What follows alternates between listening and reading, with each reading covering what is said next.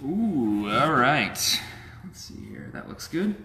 Good morning, PT on Ice Daily Show. Happy Friday, Fitness Athlete Friday. My name is Alan. I'll be your host for today.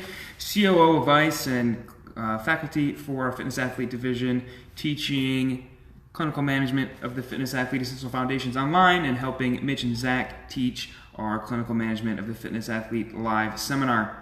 I apologize for the lighting and the sound.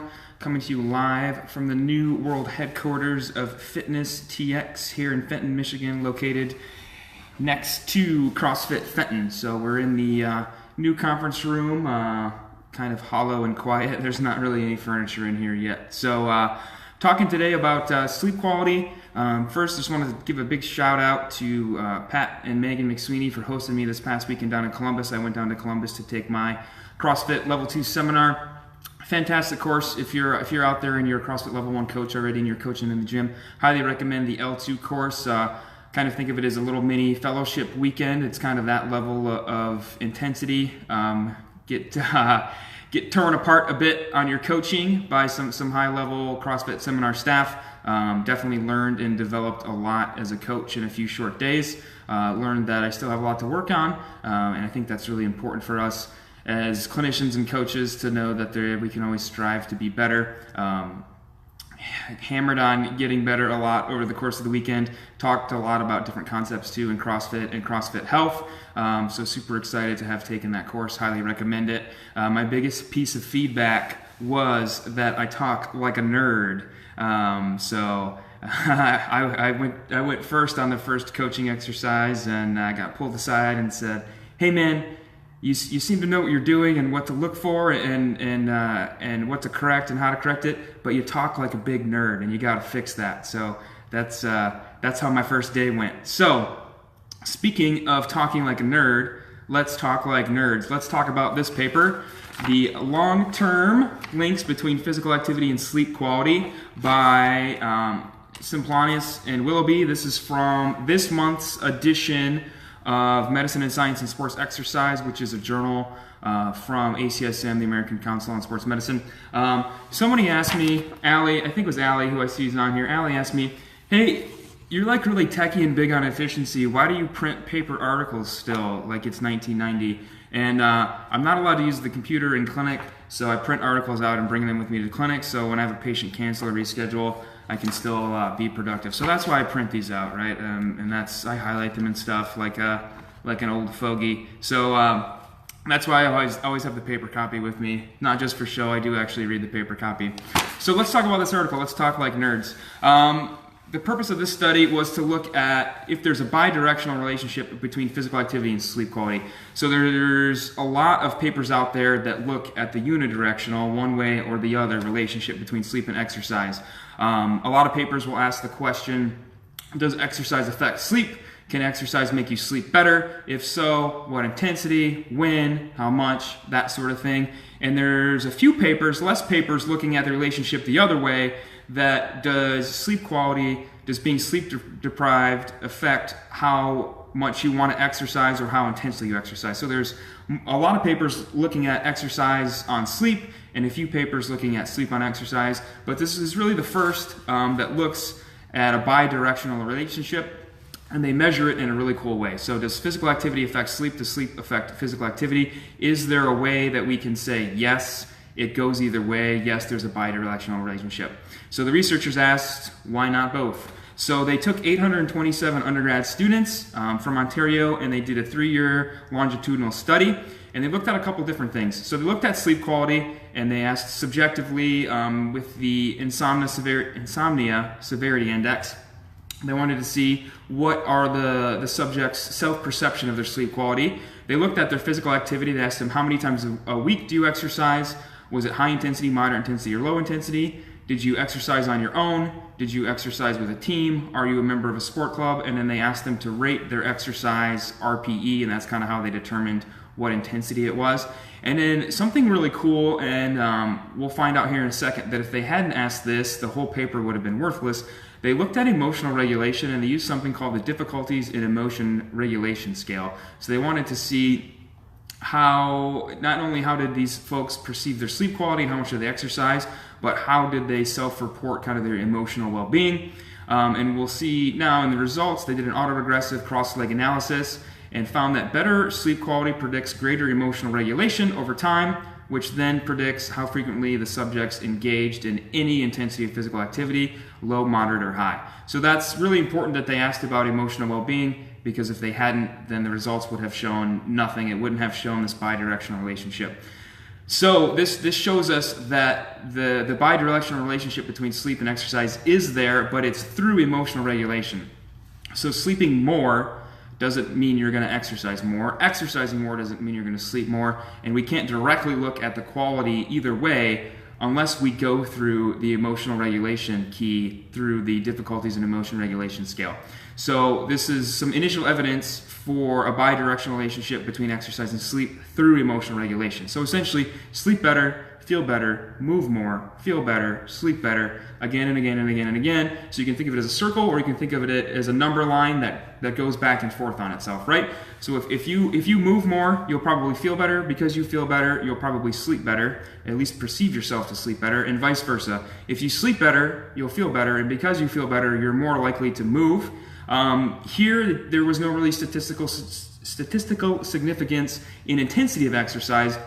It didn't really matter when folks slept better, felt better, moved better, felt better, if they exercised at different intensities. And I think that's important in a day and age where people are suffering and dying from lack of healthy behavior disease. It can be easy to get caught up that they weren't engaging in moderate to intensity, which is what different organizations will say people need to do. I think we can just be satisfied that they were moving some, right? If they slept better and felt better and walked an hour, that's better than not walking an hour, right? So obviously we would love this data to show us that people slept better, moved better, felt better, and did a whole bunch of high intensity stuff, because we know that's what makes you stronger and better in the long run than a lot of low intensity stuff. But nonetheless, I'm satisfied that they still engaged in regular low intensity exercise. So I say it's irrelevant. Any movement at this point is better than none. Down the road, when everyone is moving on a daily or every other day basis, I think we can get into the weeds on increasing the intensity. But for now, I think we can be happy that they engaged in any intensity of exercise. There are some limitations. It's all self-reported information, right? I would wager people over-reported how much they exercise. I think that's just human nature. Like when you ask somebody how much they drink or smoke, they're going to under-report that data. I would imagine most people didn't actively say that they didn't exercise every day, so there's probably a little bit of bias there. The sleep quality was not objective. It would have been nice to see sleep quality objective data with an EEG or even some sort of wearable device like a Whoop or a Fitbit or an Apple Watch. But I think it's also important too that we look at the subjective, because it's one thing to have the hard data that says you slept great, and it's another thing to feel like you slept great, right? So I think it's equally important that we ask self-perception of sleep quality. So I'm satisfied that they use a subjective measure here. It doesn't matter how great and how much deep and REM sleep you get if you still wake up and you feel like you slept like crap, right? That's what matters. That's what's going to determine if you hit the gym or hit the track later that day or that morning when you wake up. So I think it's okay that they asked a subjective measurement there. In the concept of the fitness athlete and even our patients in a traditional clinic setting, this just reinforces how important it is for us to talk about sleep, right? If we have that continuum of sleep better, feel better, move more, feel better, sleep more, that continuum, we know that as PTs we can intervene on either side of that continuum, right? We can certainly get people moving. That's kind of our gig. We're the exercise people, but we can also talk about sleep, right? It's not beneath us to talk about sleep. I know I've been wrong on sleep. A year ago, I imagine if you go back PT on Ice a year ago, I was talking about how cool it is to sleep only 4 hours and get a lot of stuff done, and I've been totally wrong about sleep. One of the biggest things that's changed in my personal health and fitness and well-being has been really taking care of my sleep. And you can ask Jeff and the other faculty if they agree, but I think it may have decreased my quantity of work a little bit in the scope of ICE, but I think it's definitely increased the quality of my work and overall more efficiency. So I've been wrong on sleep. I think sleep is one of the most important things we can do, something we need to reinforce with our patients and definitely our athletes. we have a lot of folks that come to CrossFit every day, but sleep 4 or 5 hours, right? And they don't understand why they're not increasing their lifts. They don't understand why they can't get rid of that little shoulder pain flare up that happens every now and again. I'm thinking of one person in particular who's had mechanical shoulder pain since I started CrossFit, right? So 10 months.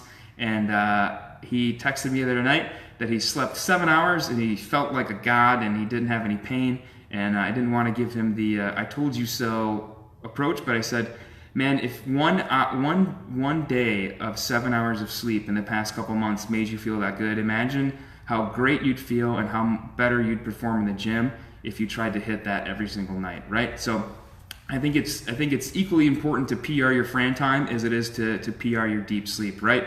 Got to reinforce good sleep hygiene with our athletes and even the patients in the clinic, right? Reinforce those big key points of sleep hygiene. Try and stay off your phone in bed, right? Ideally, no screen time 2 hours before bed. That's hard to hit. I know I don't hit that. I know I turn off the computer monitor and lay down, but definitely stay off your phone in bed. You shouldn't be laying in bed on Instagram. The bed should be for sleep and sex only. You shouldn't be working on your laptop or on your phone in bed or reading on your device in bed. It should be really, really cold wherever you go to sleep at, right? Like 60 degrees cold. And that should mean that you bundle up with 7 layers, right? The hotter you are when you sleep, the lower your quality and quantity of sleep. It should be relatively cold, just enough of a blanket to where you're not feeling actively cold, but that's it, right? You shouldn't be going to bed in 3 sweaters and joggers and fuzzy socks. It should be pretty cold. Kind of think like, what would a caveman have? Like the caveman would have like a mammoth fur and that's it, right? Just enough to not freeze to death. That's going to really ramp up your deep sleep, increase your quality and quantity of sleep. We've got to reinforce that alcohol will destroy your sleep quality and quantity.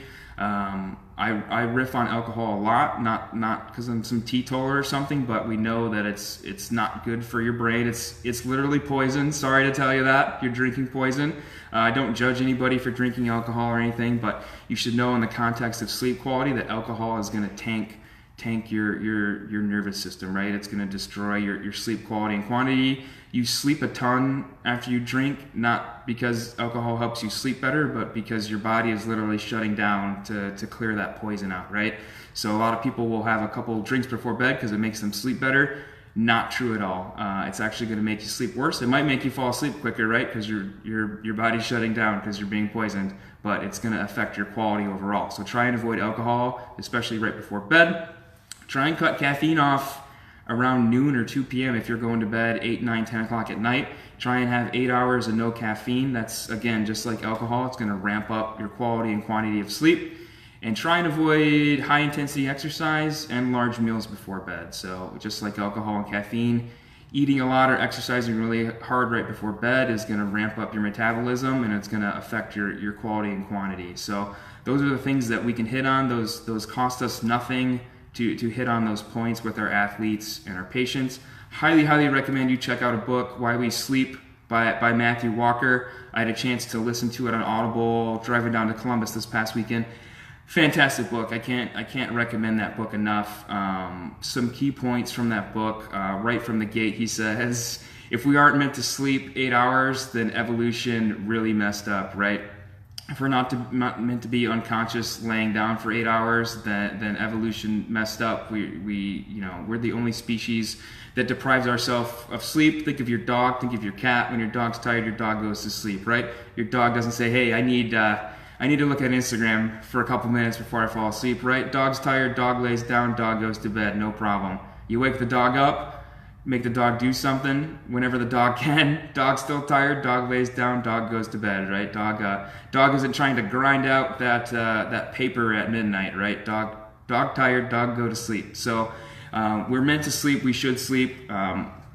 And we deprive ourselves of sleep in really dumb ways, right? Think of how many nights you've stayed up till 11 or midnight or later playing video games or reading Instagram on your phone or watching TV, right? That none of that progresses you forward in your goals in life, probably, unless you have some sleep or video game related goals, right? All of that is worthless, right? You deprived yourself of sleep for really no good reason. We need to reinforce that with our athletes and patients. Like, don't deprive yourself of sleep for dumb reasons. Like if you need to stay up an hour later to hammer out something for work or school that's due the next day, that's one thing, but don't stay up watching the late show till 2 in the morning just cause you want to, right? Hit the bricks, get some good sleep in.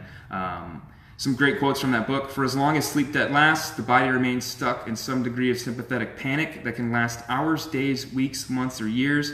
Like a car engine revved to a shrieking extreme, slowly destroying the manifold. That's a pretty heavy quote there. Car accidents caused by drowsiness and sleeping kill more people a year than drugs and alcohol combined.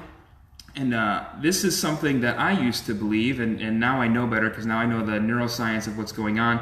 But when you don't sleep a lot, you get stuck in this vicious cycle where your brain is so sleep deprived, the sensors in your brain can no longer recognize how sleep deprived your brain actually is, right? So you think you're crushing it, sleeping 3 hours a night, right? Because your brain doesn't know that it's not crushing it, right? People around you know that you're not crushing it, right? People around you know that, man, that guy needs some sleep or something. He's all over the place, right? But you in your own brain, you think, I'm killing it, right? So the less we sleep, the more we think we're okay with not sleeping, because our brain can no longer sense how poorly we sleep and how sleep deprived we are.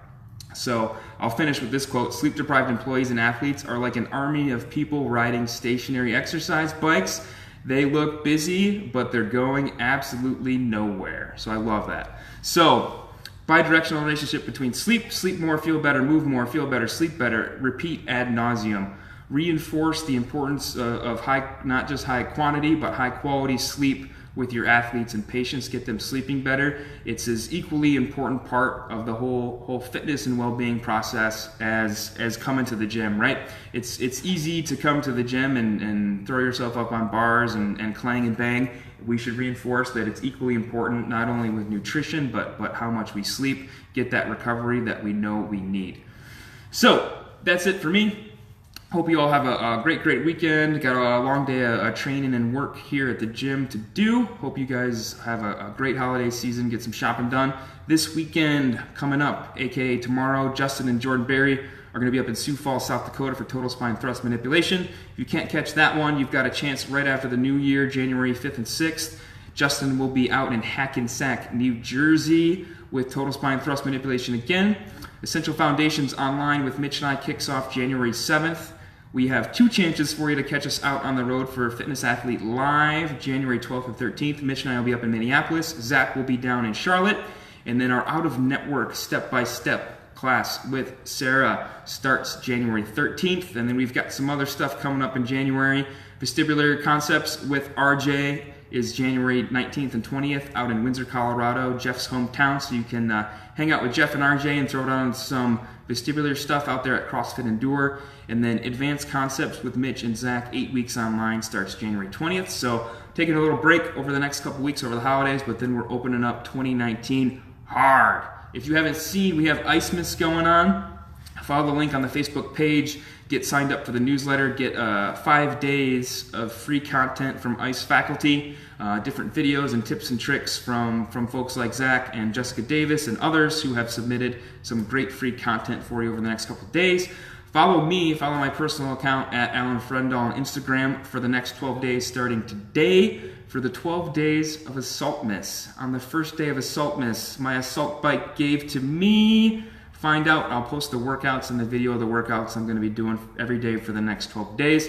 That's going to be fun. I love to assault bike. So that's it for Fitness Athlete Friday. Talk about sleep with your athletes, with your patients. More important than ever before. We know there's a link now between physical activity and sleep both ways. Get them sleeping better, get them moving more, increase their quality of life, increase their performance in the gym, reduce their symptoms in the clinic. Have a great day. Have a great weekend. I will see you all next time.